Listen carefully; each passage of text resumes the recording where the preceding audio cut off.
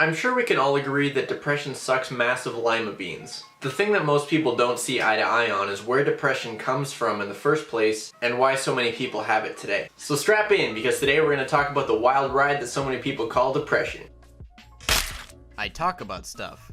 There's a common misconception about depression that it's only a chemical imbalance, that there are no outside causes that could be causing someone to be depressed. Well, depression in the United States has risen over 1% in the last 10 years in youth, and I highly doubt it's because people are born with more depression all of a sudden. If anyone's watching in middle school or high school, I'm sure it's become normal to hear someone say, "I hate my life," or "kill me," and then everyone responds with "same," which might sound harmless, but it's putting everybody in a depressive mindset. Of course, there are more people that are prone to depression because their brain is out of alignment. But I'm under the belief that the majority of people with depression have been put there by them not reaching self-actualization. If you are not familiar with Maslow's hierarchy of needs, self-actualization is the final point that people can reach by caring for themselves alone. It means you have climbed up the ladder and worked to make every part of your life the way it was meant to be for you as an individual. What reaching this point entails is different for every person. And if we look at certain songs,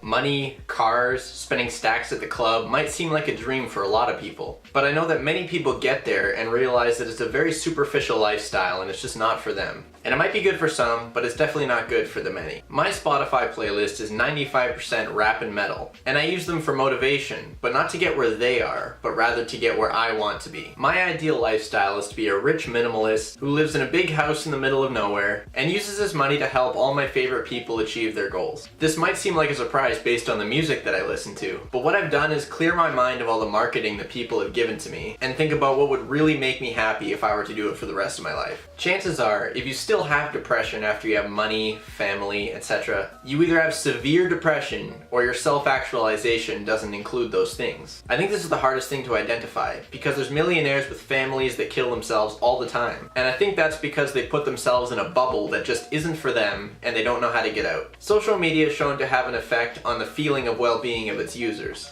according to a study performed by the University of Amsterdam. Although it did not directly show that it can increase depressive tendencies, the worse someone's sense of well-being is, the more likely they are to suffer from depression. This is a massive problem because the whole world is relying increasingly on social media to satiate their boredom.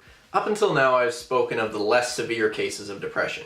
I realize that people are probably angry with me by now that I have said that there's no biological origin for depression. I personally know some people that have such bad depression that when it sets in, they are paralyzed. They will sit for days sometimes and not respond to anybody that they normally would, even if they're standing directly in front of them. In those cases, I think it's beyond helping with environmental means, and you should 100% bring in drugs. I'm mostly an activist for no drug use if it can be solved in a different way. But in worst cases of depression, I know that just simply cannot be done, as with most severe medical conditions. If you have depression, you're sick. But there are different levels of being sick. The flu can be solved with no medications, but if it gets too far along or is bad enough, it can't be. This is also not to say that people shouldn't seek professional help for their depression.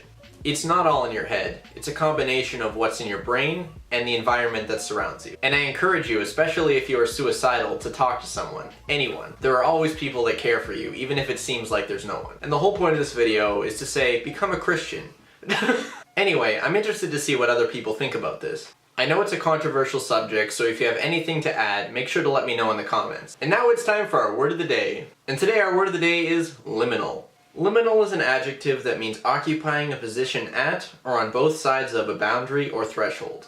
Because Donald Trump is a liminal agent between the US and Russia. So thank you all for watching. I hope you enjoyed this video as much as I liked making it, and if you did, make sure to leave a like and subscribe for weekly videos and an upcoming podcast. Check the video description if you are interested in sources, and come back next week for another video. Peace.